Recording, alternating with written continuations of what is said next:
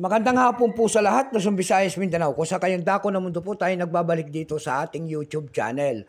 Samuel Soriano TV29 para mag-discuss ulit ng another coins. At ito po ay ating hilig. Mangulikta ng barya, kaya ako tayo nandito nagsiselling ng kanilang mga halaga ang aking mga koleksyon. Kung magkano na talaga ang kanilang mga presyo sa pamantayan nating platform. Magandang hapon po sa lahat ng aking mga subscriber kung saan kayong panig ng mundo po. Keep safe po sa lahat and God bless. Maraming salamat din po sa nanonood do sa aking FB page. Thank you so much sa lahat po. Yung mga nakapalo sa akin do sa aking FB page, Samuel Soriano, maraming salamat. Yun naman pong nagsisend ng mga star doon, thank you so much sa inyong lahat. Ayan.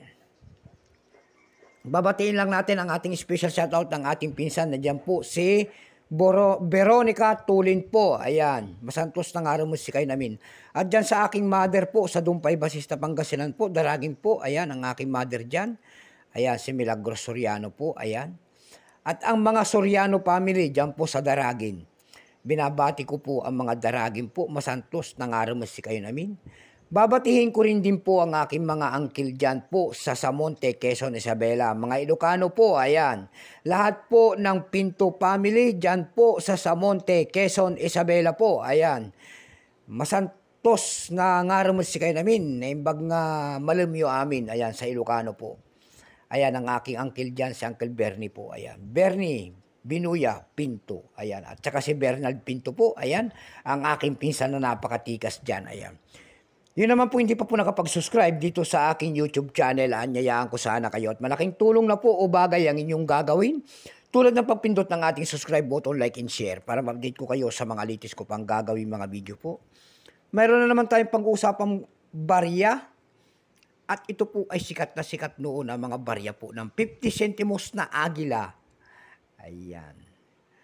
Kung tawagin po yung likod niyan, ayan, nakabuka ang pakpak ng agila po. Ayan po. Monkey eating eagle po. Pero ang scientific name po niyan ay Pictopaga jeffrey.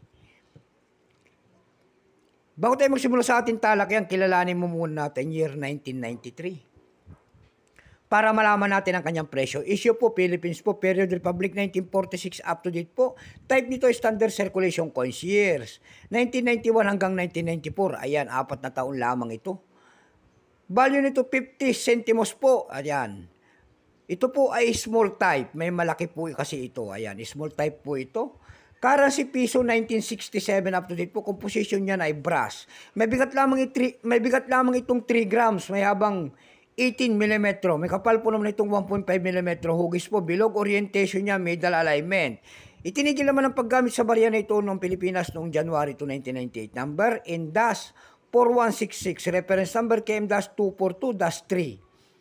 Ito pong year 1993, ito po ay 49%. Ayan, wala po may ipakita ang ating Bangko Sentral kung ilang piraso pang ginawa sa barya na ito.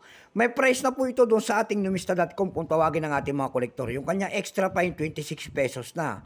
Almost ang circulated ay 36 pesos. Ang circulated nito ay nagkakahalaga na po ng 61 pesos. Dako naman tayo sa kanyang presyo. Doon sa ating EB.com, nakakita ko tayo nagbebenta doon ng $4. Nasundan po ito ng $3. Yung pinakamalit po, $1.29. Dako naman tayo sa Carousel PH. Sa Carousel PH naman po, may nakita ko tayo nagbebenta doon ng 100 pesos. Nasundan po ito ng 80 pesos. Ayan lamang po ang ating may babaging kanyang presyo. Ayan, God bless po sa lahat and take care.